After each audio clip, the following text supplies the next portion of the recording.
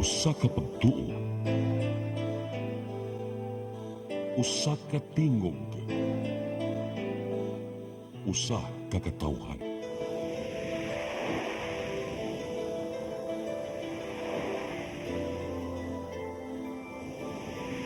Cebu Catholic Television Network.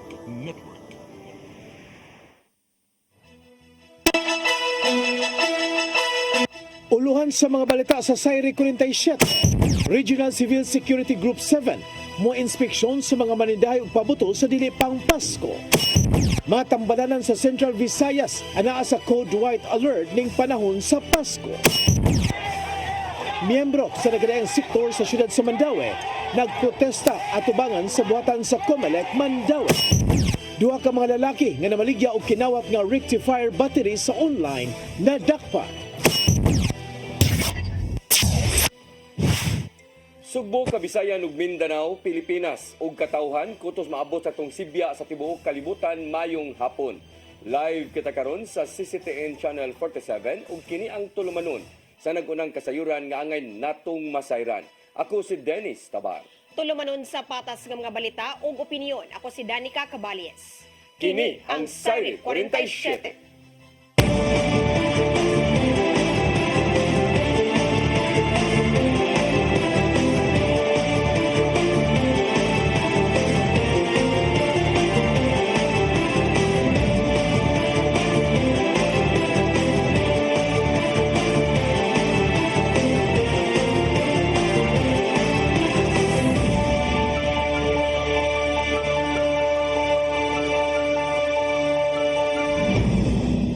Og karon sa kompletong detalye sa atong mga balita, Regional Civil Security Group mususi sa mga manindahay ug pabuto sa di pa ang Pasko aron dili masubli ang sunog sa stall sa mga pabuto diha sa maong syudad.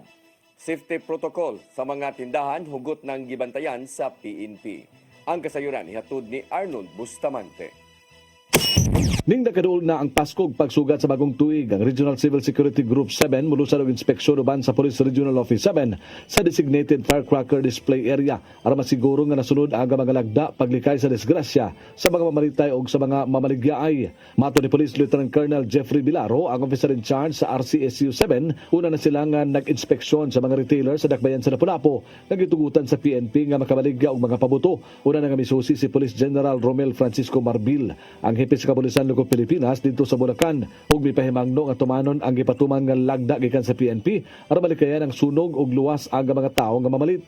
Sa listahan sa RCSU 7, dunay duha ka mga manufacturer ug pabuto sa Central Visayas nga dunay mga permit, 7 ang dealer ug moabot sa 602 ang mga retailers. That is the thing also that we have done dito sa Region 7. Actually, 2 days before, we already inspected manufacturer at Lapu-Lapu City. And just gihapon, nag-inspect kami sa mga retailers dyan sa Lapu-Lapu. And we are still about to inspect others diri sa Cebu. Sa nahitabo sa Dakbayan sa Lapu-Lapu na Disyembre 18 sa gabi, mato ni Bilaro nga iladay nga gipakikitaan ang tagiya sa mga stalls aron ipahimangno ang pagtuman sa lagda. Bisan nagpadayon pa ang investigasyon sa Lapu-Lapu City Police Office, gimanduan ang mga retailer sa mga syudad nga kinahanglan nga kung unsa man ang ilang nga nahisgutan sa seminar sa wala pa sila gidugutan nga maka-display, nasunod nila kini. At December 18 may nangyari kung ganun. And we immediately meet them again. Nag-usap ulit kami para reiterate talagang sana walang mangyari. Buti na lang wala pong nasaktan. Sa pag-ong listahan sa PNP, moabot sa 28 ka mga pabuto. Ang hugot nga gidili sa pagbaligya tungod kay naghatag kining peligro sa kinabuhi sa tao. Ang labing bag-o nini mao ang Goodbye Chismosa, Tuna, Pillbox, Kabasi, Hello Colombia, King Kong ug uban pa kato nga mga registered retailers nga masakpan nga nabaligya sa mga pabuto, mamahimong nga maembarguhan sila silang lisensya, makamulta og dakong kantidad ug mabilanggo og unom ngadto na sa usa ka tuig. Una po, ang sanction dyan is, ang liable dyan, una si retailer because may permit sila. If nag-violate sila na isa lang na regulasyon doon, we will revoke or cancel their permits if we found out na and proven na nagkamali sila o nagkulang. Isa lang doon na violation, cancellation of permit. Sumili pahibaw ang kapulisan nga ang tanang nilangkat ng mga pabuto gikan sa gawas sa nasod, gidili nga mabaligya base sa batakang balaod. Arnold Bustamante, CCTN News.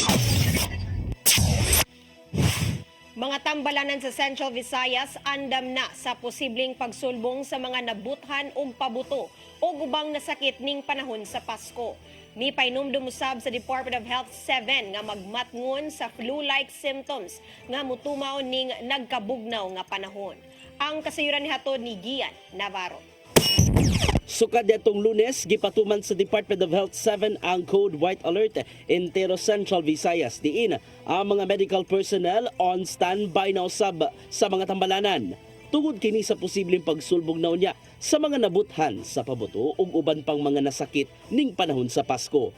Kung isgutan ang mga nabuthan, ana lang sa 83 ang natalang firework-related injuries lukop Central Visayas. Gikan kini sa ilang datos natong Disyembre 23 tuig 2023 hangtod Enero 7 ning tuiga. Sa mong ihap, nagagikan sa Cebu Province ang labing daghang nabuthan nga naa sa 39. Kapin na po usab ang nabuthan gikan sa Cebu City ug lalawigan sa Bohol ug puros mga single digit ang natala sa ubang bahin sa Central Visayas. Bisan pa man, gibutang gi Dr. Shelby Blanco sa DOH7 nga andam pirmi ang mga kaymanan sa mga tambalanan alangan to sa mga adunay balatian. Especially mga infirmaries and rural health units, just in case natin makita ang mga victims or patients, we do the first aid and then tanaw na to kung kaya or dili. Then pagkauman, kung ang patient is need to be referred, then i-refer na to diretso to the nearest capable na health facility. Mao may painumdum si Dr. Blanco sa publiko nga likayan gyud ang paggamit og mga ginadilim pabuto ug maghimo na lang og alternatibo matang sa pagsaba-saba. Tungod kay way puas naman ang Christmas parties, may paymagno usab ang DOH7 nga di mangumpiyansa sa mga flu-like symptoms. Ilabi na nga masinati sa tao ang ubo ug sipon. Sa higayong kuwang ang resistensya sa lawas, ilabi na nga bugnaw na ang panahon. Gawas sa mga bitamina, may tambag usab si Dr. Blanco nga gaynan usab ang panahon aron magpabakuna og anti-flu vaccine aron kalikayan ang tangkaso. Human sa pagpamulaw nga dala sa sagunson nga mga party, kinahanglan mamawi pinagi sa saktong pahuway. Ayaw sa gunso na nga sige kag inom, sige kag attend og party. So it's good that we socialize, but again, let's give ourselves, let's make our activities in moderation, life-work balance at ihapon. Navarro, CCTN News. Land Transportation Franchising and Regulatory Board 7 may pasalig nga paigo pa ang public utility vehicle subay sa nasinating Christmas rush. Samtang gitahasan sa LTO7 ang ubang otoridad sa pagsita sa mga badlungong motorista diha sa kadalanan. Ang kasayuran ihatod pagbalik ni Gian Navarro. Natagamtaman sa katawhan ang Christmas rush diin nag-abot ang mga muapa sa pagpangumpra o mga magparty sa managlahing dapit. Mao gilauman ang mas bugat nga trapiko sa dalan ilabi na sa peak hours panahon sa kagabion. Gisaysay ni LTFRB7 Director Eduardo Montealto Jr. nga adunay mga taxi operators ang nitaho nga nagagamay ang mga taxi nga nagdagan sa dalan. Tungod kay adunay ubang mga driver ang namalhin sa pagka-motorcycle rider ug ang uban nagbakasyon kadali. May pasalig ginoon si Montealto nga paigo pa ang gidaghanon sa mga public utility vehicles sa dalan aron maka-accommodate og mas daghang mga pasahero.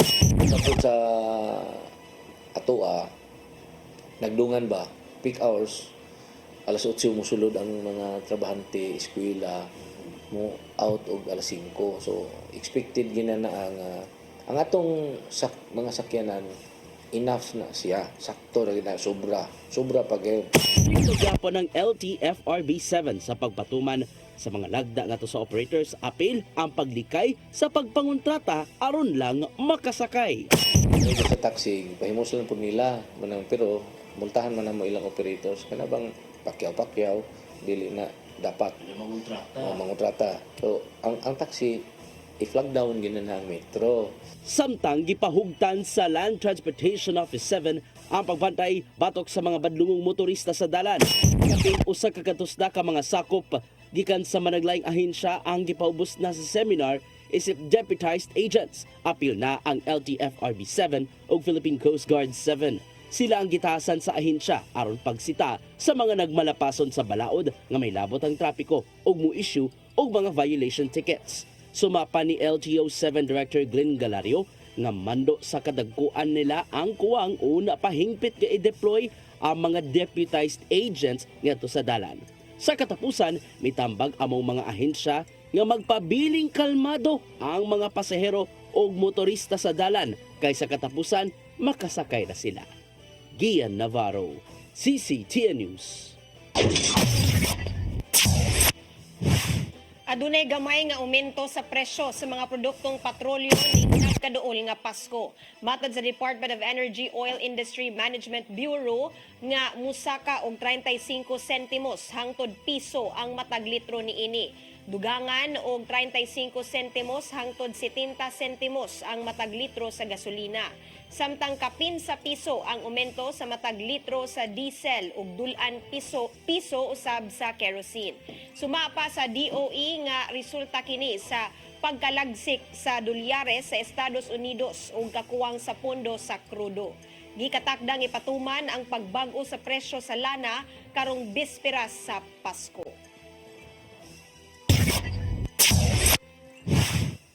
Bag-ong polymer banknotes gipaila sa Bangko Sentral ng Pilipinas ug mahimong magamit na sunod tuig. Gikabalakan hinuon sa katawhan ang bag-ong salapi tungod kay wa nay dagway sa mga bayani. Ang kasayuran nihatod ni Gian Navarro. Formal nang gipaila sa tanan ang First Philippine Polymer Banknote Series gikan sa Bangko Sentral ng Pilipinas. Kagahapon, gipakita na ang dagway sa mga bag-ong salapi gikan sa 50 pesos hangtod 500 pesos denomination. Una nang gipaila ang polymer banknotes datong 2022 diin bag-ong security features ang gipakita sa 1,000 peso bill. Apan karon susama na ang porma sa ubang salapi sa tinguha nga maminusan ang pagpamiki nini o pagminusosab sa carbon footprint sa paghimo og salapi. Sumapa ni BSP Governor Eli Remolona nga mas hinlo among matang sa salapi tungod kay daling mamatay ang mga kagaw kung mutapot man sa polymer itandi sa abaka nga papel. Ana sa maong bag-ong salapi ang dagway sa mga kahayupang talagsaong makita sa Pilipinas. Taliwa kini sa kasagbuyo sa ubang tao diin dili na dagway sa matag bayani ang makita sa maong kwarta. Gigatakdang gamiton sa tanang mga bangko ang bag-ong polymer banknotes sugod karong first quarter 2025 ug sugdan kini sa Greater Manila area. Gitataw ni Presidente Ferdinand Bongbong Marcos Jr. nga magpabilin ra sa circulation ang kasamtangang salapi diin anara ang naong sa mga bayani. Gisigundano sab kini sa BSP diin wala sila'y plano sa pagpahunong sa circulation sa karaang kwarta. Alang niya, may nungdanon ang pag-upgrade sa currency aron makatabang sa paghatag og seguridad sa hinaguang kwarta. Gian Navarro, CCTN News.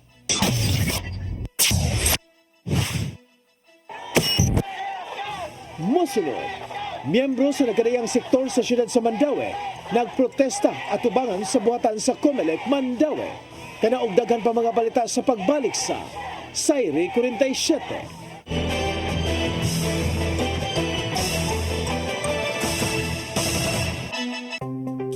Discover the beauty of the Philippines.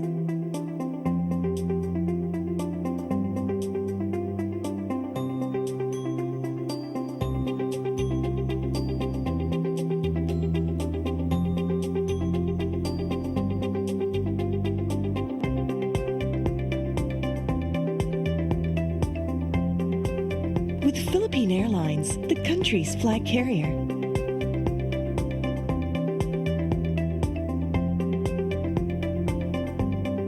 The airline that lets you feel the warmth of the nation.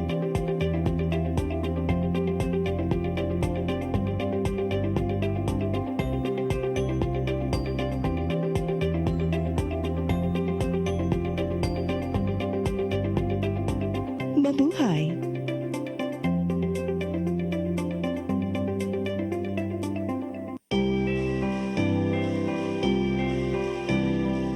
Ang panahon sa Adbento nagsugod na.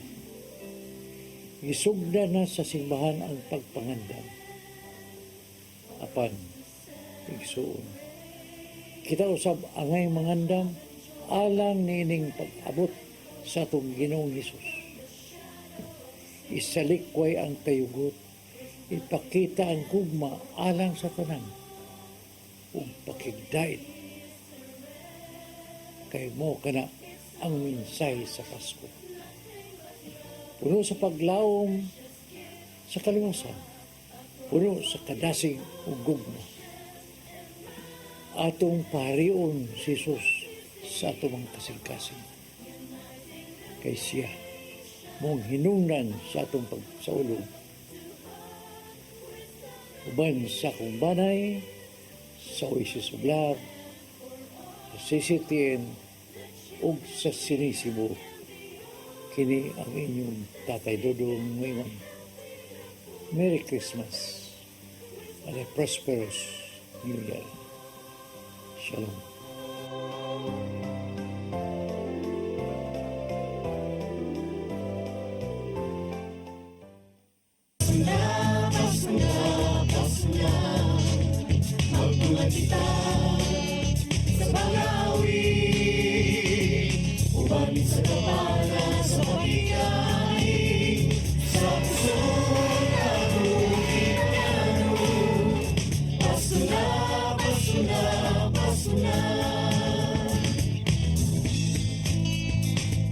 Gugma ang angay na kong kaambi sa iksuntang hubo, gutong sa pagmahal.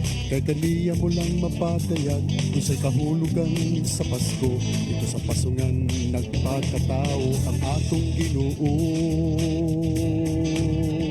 Pasko na, Pasko na, Pasko na, pagtumalita sa Malawi, sapat sa kapana, sa pakitay, sa puso atong inalaro. Pasko na, Pasko na, Pasko na, Pasko na, Pasko na, Pasko na, pagtumalita sa Malawi, uban sa kapana, sa pakitay, sa puso atong inalaro. Pasko na, Pasko na, Pasko na, Pasko na, Pasko na,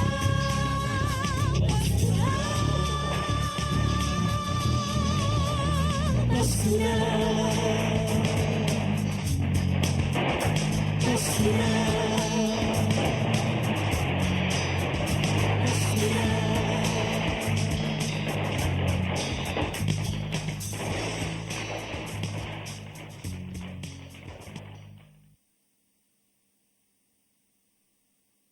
Your path to a new start. Nutrition, Exercise and elimination. water, Sunlight. temperance, Air. rest and recreation. And most of all, Trust in God. Learn from our doctors. Be blessed by the testimonies of our overcomer. Ang inyong programa, Alang sa may sakit, walay sakit, ug dili ganahan magkasakit. Ozone Med Wellness Clinic New Start. Mapapanood every Saturday 8 to 9 a.m. Og ang replay airing matag Miyerkules 1:00 hangtod 2:00 sa hapon. Dinhilang sa CCTN Channel 47. New Start, Ozone Med Health and Wellness Talk.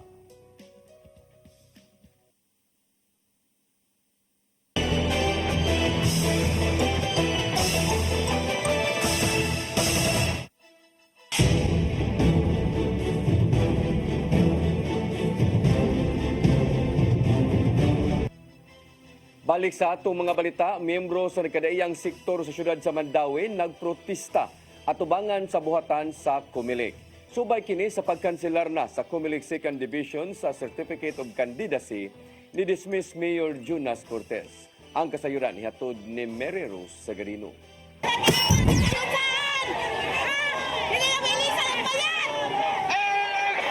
Nagtapok atubangan sa buhatan sa Comelec Mandawi ang mga miyembro sa nagkadayang sektor sa kababayenan, LGBT, seniors, homeowners o guban pa aron pagprotesta batok sa desisyon pagkansila sa kandidatura ni dismissed Mandawi City Mayor Jonas Cortez. Nanawagan sila og hustisya alang kang Cortez ug matud pahatagan sila og higayon sa pagpili sa ilang mga lider sa umaabot nga eleksyon. Gibaliwala na mo ang among kahaw, gibaliwala na mo among kagutom.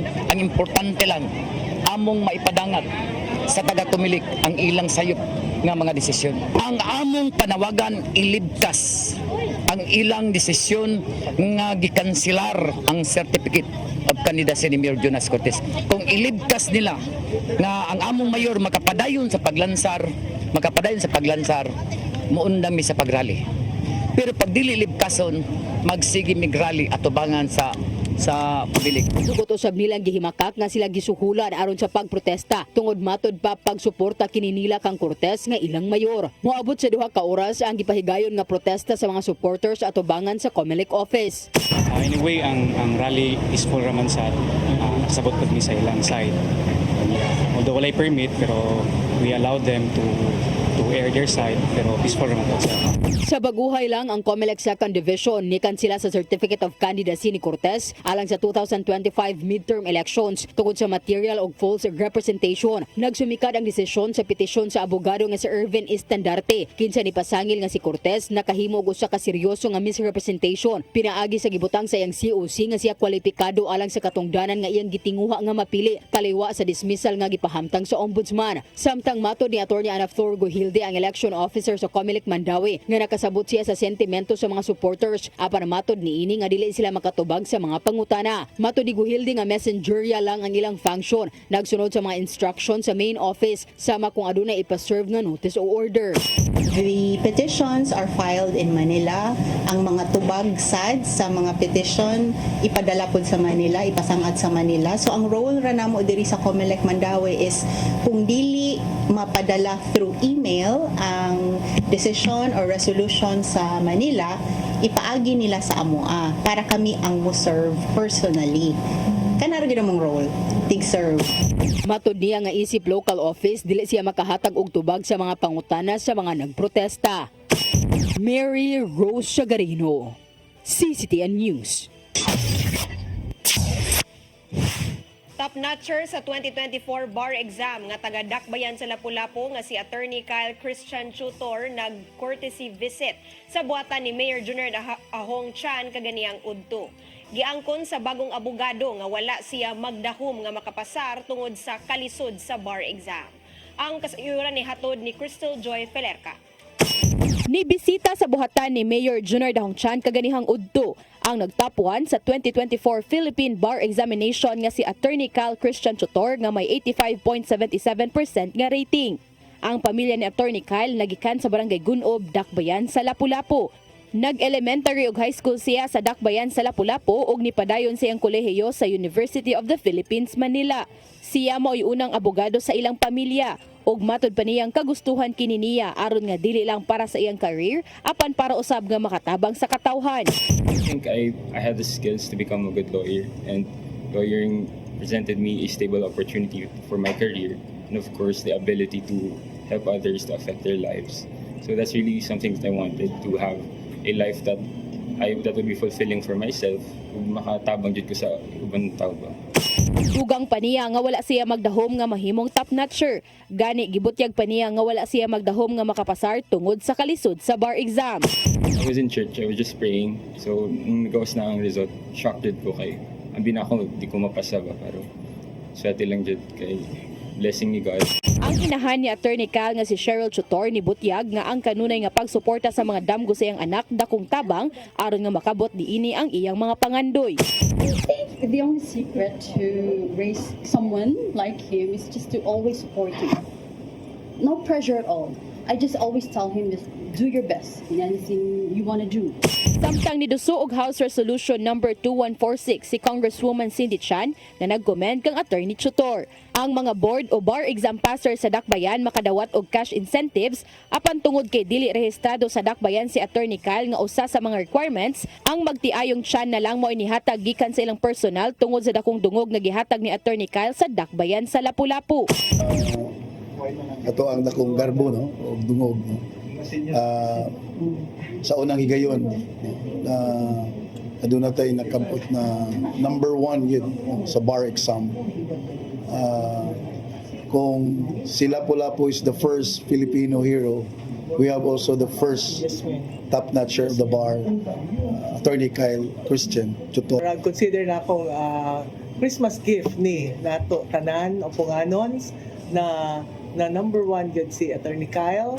Ug ang usab ni Attorney Kyle nga ang pagbuhat og routine matag adlaw sa oras sa pagtuon ug ang suporta gikan sa pamilya ug mga classmates dakong nakatampo sa iyang nakab-ot nga kadaugan. Samtang adunay tambag si Attorney Kyle sa mga aspiring lawyers. If you want to be a lawyer, remember that you're doing it not just for yourself and for your family, but also for everyone else, and to always be focused, thinking of what you want to achieve in life. Crystal Joy Filerca, CCTN News. Mga kakahuyan sa Trans Central Highway sa Barangay Busay, Cebu City, gustong ipasusi ni Konsehal June Alcover.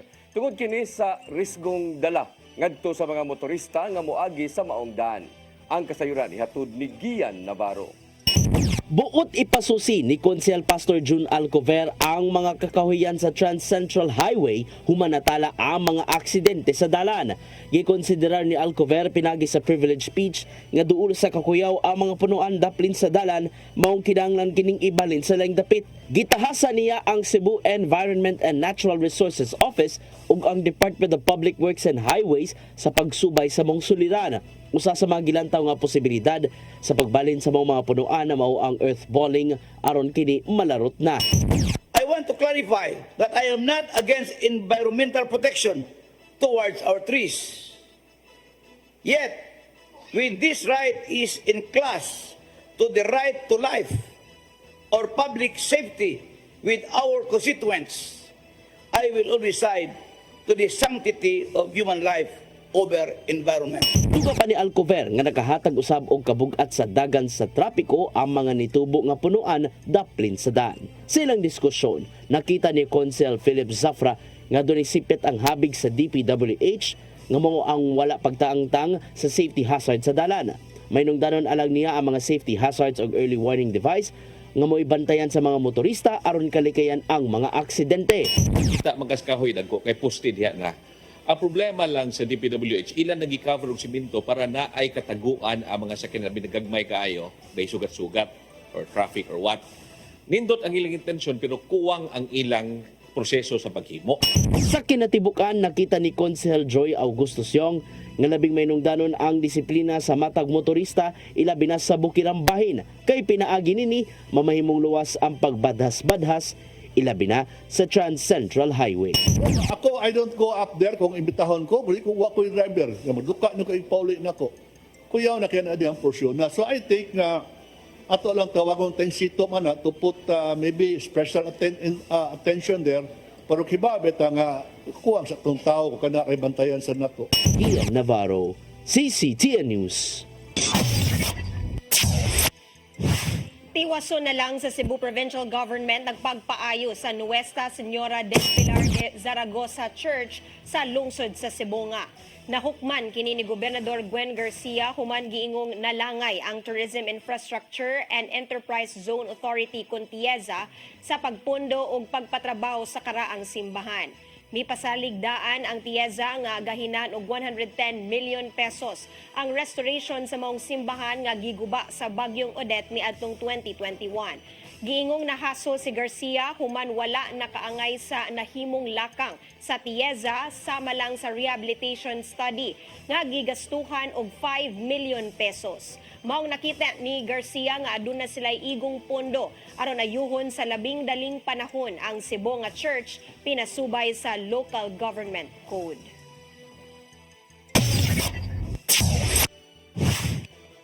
Bag-ong Balay Silangan Reformation Center nga nahimutang sa Barangay Basak, Dakbayan sa Mandawi, gisubhan na kaganina nga buntag. Ang sayuran ihatod ni Mary Rose Sagarino. Gisubhan kaganinang buntag sa kagamhanan sa syudad sa Mandawi pinaagi sa City Substance Abuse and Mental Health Services Office ang bagong Balay Silangan Reformation Center nga nahimutang sa Barangay Basak. Sa pagpakigalayon sa Philippine Drug Enforcement Agency, ang Balay Silangan magsilbi nga instrumento sa reformasyon sa mga plea bargainers nga nakalapas sa Republic Act 9165 o Comprehensive Dangerous Drugs Act of 2002. Balay Silangan is a reformatory or reformation center na directed towards drug pushers na na-identify nato sa itong Barangay Drug Clearing Program under the PNP and PDEA. Kani sila, makag na na sila mga pushers, they have to undergo the 3-month program, 1 month mandatory stay and 2 months pwede na nato na siya mga pushers. Ang pagtukod sa Balay Silangan o sasab sa mga rekwisitos aron madeklarar nga drug-cleared city ang Mandawi sa Regional Oversight Committee for Drug Clearing nga gilangkuban sa Philippine National Police ug PDEA. Sa pagkakaroon ang dakbayan sa Mandawi maulang ang highly urbanized city nga adunay natukod nga Balay Silangan. Gipanguluhan ang blessing ni Manzano ug PDEA Acting Regional Director Alex Tablate. Gipirmahan usab nila ang Manifesto of Commitment nga nagsaad nga suportahan ang Balay Silangan Reformation Program. Ang Balay Silangan mao'y moakomodar sa kapin-usa ka libo ka pushers nga giila sa Barangay Drug Clearing Program. Ang programa mulungtad sa 3 ka buwan. Ang pasilidad makakater og 40 ka mga pasyente matag batch. Mary Rose Sagarino, CCTN News.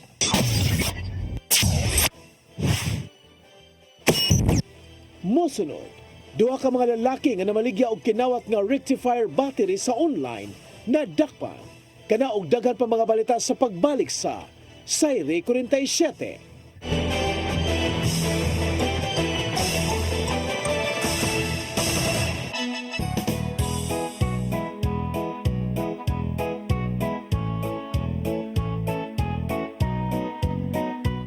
May the light of laughter, warmth of love, and joy of gratitude be with us all this coming holiday. I wish you all a joyful, happy, and enjoyable holiday. Challenges in life is always a blessing and an opportunity. Christmas is the time to get together, to long lost friends and relatives. Bonding is important in order for us to continue living happily. Mayong Pasko sa tanan o bulahang bagong tuig.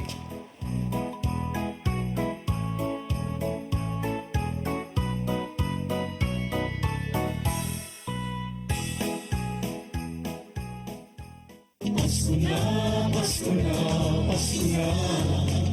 Pagpungan kita sa Mandawi, sa pagmana, sa pagkikay, sa puso akong ipalalo. Pasko na, Pasko na, Pasko na. Mga subanat, kidlat-kila, mga parol ng masila. Kay Pasko na usap sa ulugon ta, sa tumang kalipay kung kasaya. Kung kanindog na pamation, sa mga awit na Paskohanon, mga pagmati bukas na magtagbo, sa lunsay diwa sa Pasko. Ipag-ibay awit ang masyadya kita, kasi Jesus na dauna.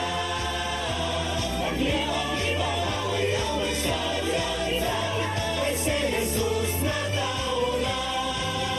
Karayag na kalang sa umanang bituon, umiliway ang kamigpit, mga anghel na nag-awit. Alleluia, Alleluia, Alleluia, Alleluia. Christmas is here again for us to celebrate with love and joy, prayer and hope, and free from the shadow of sin. Across all the oceans and mountains, Christmas is in our hearts, uniting the nations of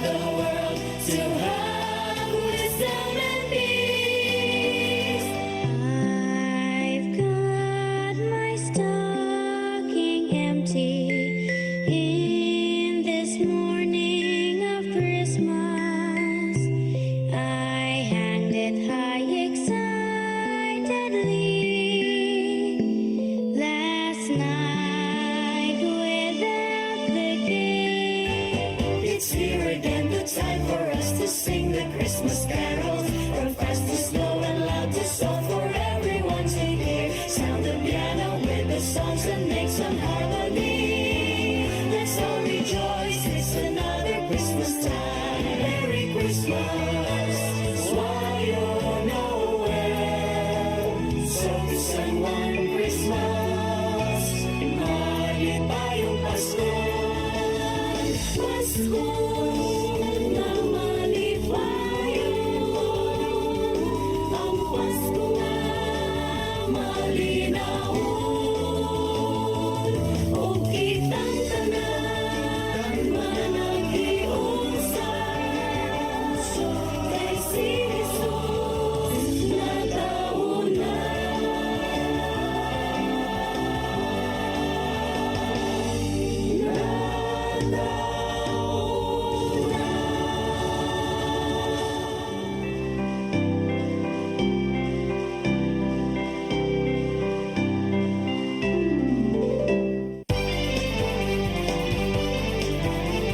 Sinisibo, sinisibo, For your internet connection, and for the signal of your cable TV. so fast and straight the transmission to your home. Sinisibo, sinisibo, Offers you to have fiber optics. for your viewing experience, perfect and clear, so fine. So great and affordable for you to enjoy. Sinisibu Television Network Incorporated offers fiber to the home broadband internet bundled with fiber to the home cable TV connection. Sinisibu Television Network Incorporated with its operation in Metro Cebu and the whole province of Cebu soon. Sinisibo, sinisibo, For your internet connection, and for the signal of your cable TV. so fast and straight the transmission to your home. Sinisibo, sinisibo, Offers you to have fiber optics. for your viewing experience, perfect and clear, so fine. So great and affordable for you to enjoy.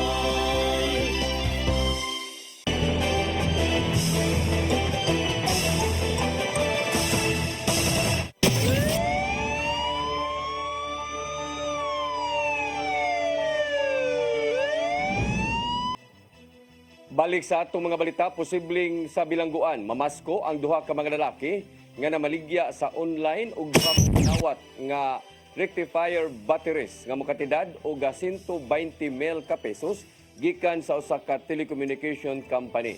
Nailhan ang mga dinakpan nga sila si alias Bruce ug iyang kauban nga si alias Lidre. Gibalhog ang duha ka mga nadakpan diha sa Biliana Police Station 2 ug magatubang na kini og kasong kalapasan sa Anti-Fencing Law of 1979. Yangko ni alias Bruce nga wa siya masayod na kinawat ang ilang gibaligya nga mga batteries. Matud niya nga dugay na siyang nagnegosyo og buy and sell ug karon lang siya nakapalit og butang nga kinawat o sa BI nga gibaligya sa online diha sa marketplace. Usa ka tricycle driver sa Dakbayan sa Lapu-Lapu nagpa-blotter sa buhatan sa City Traffic Management System tungod kay adunay nikopya sa body number sa iyang tricycle. Nasuta usab niya nga nakaangko na kini og violation og didto na record sa iyaha maong gipangita na kini sa City MS. Ang kasayuran nihatod ni Crystal Joy Pelerca. Midangop kaganihang buntag sa buhatan sa City Traffic Management System ang usa ka tricycle driver sa Dakbayan sa Lapu-Lapu aron sa pagpa-blotter tungod kay nasuta niyang adunay ni kopya sa body number sa iyang tricycle. Matod ni alias Jerusalem nga niadtong adlong Miyerkules pasado alas 11 sa udto, nakita niya ang usa ka blue nga tricycle nga may body number nga 1449 nga pintelpin lang ang gigamit ug pareho kini sa numero sa iyang tricycle. Iya kining gisita apan dali kining nibulhot sa pagpadagan. Maong gituyo ni adto ang buhatan sa City MS kaganihang buntag tungod sa kabalaka nga basin og makaangkon kini og violation og diha sa iya ma-record. Mga violation nga dili makarga sa guwa. Kay kusog ra kay ndako pero sa tricycle diri sa Lapu-Lapu mga overloading ba. Uban pa mga illegal stopping. Samtang gikumpirmar sa desk officer sa City MS nga si Leopoldo Casul nga base sa ilang record kay alias Jerusalem nakarehistro ang maong body number. Nasuta nila nga ang nikopya sa body number sa tricycle ni alias Jerusalem na dakpa na kaniadto human makaangkon og violation ni adto buwan sa Oktubre nga hangtod karon wala pa masettle. Sigon pa ni Kasol nga gipangita na nila ang maong tricycle ug kung madakpan ila kining i-impound. Impound gini lang sir, di na nagit kagawas. Para ingani nga kuan for alarm na. Nya dakpan ni siya. Ngayon mo kapilis, wala siya kapakita. Dito na gini siya impound. Kini mo ikatulong higayon nga nakadawat si Kasol og reklamo nga adunay mga kolorom nga tricycle nga nangupya og body number. Base sa datos sa Office of the City Attorney, adunay 3,422 ka mga tricycle ang adunay franchise sa mainland Lapu-Lapu, samtang 345 sa Olango Island. Crystal Joy Felerca, CCTN News. Kapulisan sa lungsod sa Oslo wapay matumbok nga responsable sa gingong paggang rape sa usa ka 15 anyos nga dalagita atol sa kapistahan. Mga CCTV gisubay na karon ug gipaabot usab ang resulta sa autopsy. Ang kasayuran ihatod ni Arnold Bustamante. Nagpadayon pa ang gihimong investigasyon sa Oslo Municipal Police Station sa kamatayon sa 15 anyos nga dalagita nga unang gikataho nga biktima sa gang rape atol sa kapistahan sa maong lungsod. Mato ni Police Major Jude Librando Sebrero, ang hepe sa Oslo Police Station nga gipangsubay na nila ang mga kuha sa CCTV camera sa tibok lungsod ug sutaon kung kinsa ang napusan nga nakauban sa biktima nga taga Barangay Hagdan. Kanon naman nga nitong hapon sa Disyembre 12, 2024, midagom sa police station ang biktima uban sa inahan ug mireklamo nga gilugos ang bata sa wala niya mailhin niadtong Disyembre 9, 2024. Matod sa pamahayag sa biktima nga giduol siya og grupo sa mga lalaki ug gipainom matod pa kini og wala mabutyag kun unsa nga ilimnon ug gidala sa usa ka lugar nga wala siya makatuod kung asa. Pagka Disyembre 10 na sa kadlawon kini nakamata ug gibutyag kini nga nahilabtan ang iyang pagkababay. Gipaubos dayon sa investigasyon sa iyang Women and Children Protection Desk personnel ang maong insidente apan matod ni Sebrero nga dili na kini makahatag sa dugang impormasyon. Gitinguha sa kapulisahan sa maong lungsod nga matabangan ang maong biktima apan dili na kini makatubag sa mga pangutana sa mga investigador sa kababay. Upon receipt of the information of the report, PNP Oslo ni tabang sa iyaha to recall kung unsa gyud mga nahitabo kay wala man gyud siya nakasulti exactly sa mga ubang pa nga details. So gi-assist good siya. But the victim was hisitan pod siya dili pod siya mo tubag gyud sa tanan nga gipangutana sa iya as regard sa iyang gi-allege nga o gi-report nga incident sa iya. Pagka Disyembre 13, 2024 doon nawag sa ilang police station ug may pahibaw labot sa kamatayon sa biktima dito sa balay niini apan gisuwayan pagdala sa tambalanan ug dito na gideklara sa mga doktor nga dead on arrival. Tungod sa unang pasangil nag-request ang police station nga ipaubos sa autopsy ang patayng lawas sa biktima aron masayran kung unsa gyud ang hinungdan sa kamatayon niini ug dinhi usa masayran kung gilugos ba ang biktima. Ang spesimen sa biktima gipadala pa kini sa Campo Crame aron ipaubos sa eksaminasyon din mula na pa og pipila ka semana una mo gawas ang resulta. The release of the official result ng autopsy, ang Oslo PNP nagkandak na ng thorough investigation, nagkandak na ta og interview sa family of the individuals na close ka sa victim og nag-retrieve na ta sa mga CCTV footages na na-address sa ato at sa Oslo na possibly maka-capture kung asa sa nanggikan or kinsabay ang kauban based doon sa report niya nga specific na site kung saan siya allegedly nahitabo ang pangyayari, ang incident. Klaro ni Sebrero nga sa pagkutlo ng balita, wala pa sila matumbok with person of interest sa mong krimen. Dili pa usab sila makabutyag nga nagkutlo sing kinabuhi ang biktima. Saglit kita sa pamilya nga nagbuwa man ang baba niini. Abag niya sa publiko nga dunay kasayuran sa insidente, kalabing maayo nga moduol sa police station aron mahatagan og hustisya ang kamatayon sa biktima. Arnold Bustamante, CCTN News. Mo kadtong naglangkob sa atong mga balita sa Sayre 47, ako si Dennis Tabar. Sa atong Christmas countdown, 5 kaadlaw na lang sa dili pa ang Pasko.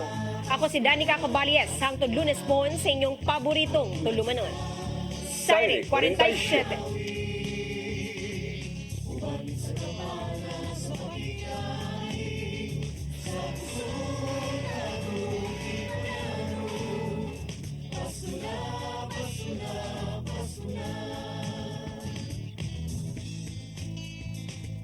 Gugma ang angay na kong paambi sa igsuuntang hubo, gutom sa pagmahal.